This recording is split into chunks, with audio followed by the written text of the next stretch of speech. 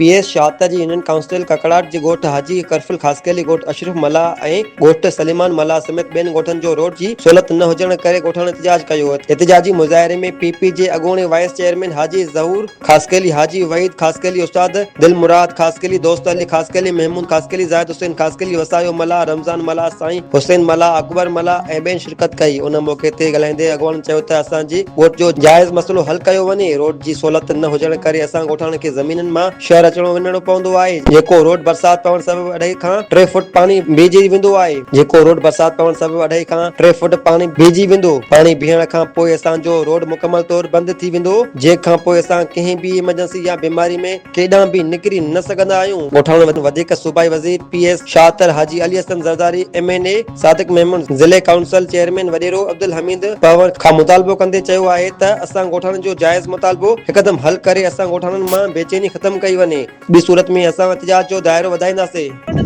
Road खपे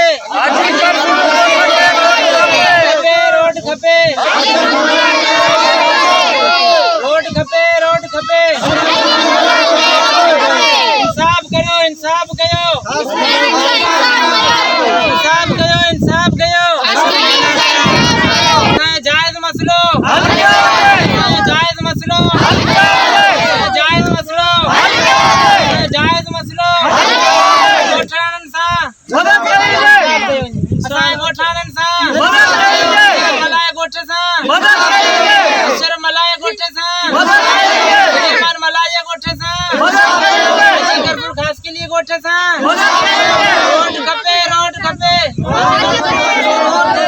असांजो तकरीबन 100 सालों का पुराना गोठन कदीमी गोठन ऐं असां हमेशा पीपल्स पार्टी के साथ ॾिनो आहे। जेसिताईं मूंखे यादि आहे त असांजा वॾड़ा बि चवंदा हमेशा असां पीपल्स पार्टी सां गॾु रहिया आहियूं ऐं वोटर बि आहियूं पीपल्स पार्टी जा। ऐं असांजो जेको ॻोठ जो सरियाल आहे उहो वाइस चेयरमैन बि रहियो आहे ऐं हींअर हाजी यूनियन काउंसिल ककड़ान जो सदर बि आहे पीपल्स पार्टी में। असां उमेद करियूं था हाजी अली हसन ज़रदारी खां ऐं अदा हमीद पवर खां ऐं MNA सादिक अली मेमन साहब खां त असांजो रोड जो इहो मसइलो आहे त महिरबानी करे हल कयो वञे। छो जो मथां बरसातूं अचनि, ज़मीनूं जेकियूं आहिनि उहे आहिनि सारियाल जो टाइम लॻो पियो, उहे पाणी अची वेंदा ऐं कचे जो इलाइक़ो आहे। असांजा रोड कटिया पिया आहिनि, असां परेशान आहियूं वॾा। ई महिरबानी करे असांजो जेको जाइज़ मसइलो आहे रोड जो इहो असांजो हल करायो वञे। साईं जिन जा असीं शुक्रगुज़ार आहियूं। बिस्मिल्लाहिर्रहमानिर्रहीम। मुंहिंजो त नालो एहसान खासकेली आहे ऐं हाजी करफिल ॻोठ जो रहायशी आहियां। जेको असांजा पासे में ॻोठ ऐं हुसैन सलेमान मला और अशरफ मला ऐं इन जा बिल्कुलु असांजा 3 महीननि खां वठी रोड बिल्कुलु ख़तमु कयो हुयो। असीं अपील करियूं था साईं हाजी अली हसन ज़रदारी, हमीद पंवर और सादिक मेमन त असांखे जल्दी जल्दी असांखे रोड जेको वठो ॾियो वञे।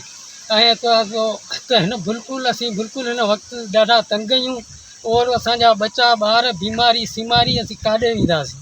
असांजो बिल्कुलु इहो मुतालबो असांजो पूरो कयो वञे जो हिन वक़्तु असां सां इहा परेशानी ख़तमु कई वञे। असीं पंहिंजो अर्ज़ु करियूं था त असांजा रोड रस्ता सभु बंदि आहिनि। ॿुधे त अली हसन ज़रदारी, हमीद पंवर तंहिंखे अर्ज़ु करियूं था त महिरबानी करे त हीअ असांजो मसइलो हल कयो। बिस्मिल्लाहिर्रहमानिर्रहीम। मुंहिंजो नालो इम्तियाज़ खासकेली आहे। ऐं वेठल हाजी करफिल ॻोठ में आहियां। ओसे पासे में सलेमान मला, अशरफ मला जो बि ॻोठ लॻे थो। उन मंझि असांजो रोड 3 महीननि खां कटी वियो आहे। ऐं अली हसन हाजी अली हसन ज़रदारी खे अपील करियूं था ऐं सादिक मेमन खे अपील करियूं था, हमीद पंवर खे अपील करियूं था जल्द में जल्द असांजो मसइलो हल करियो।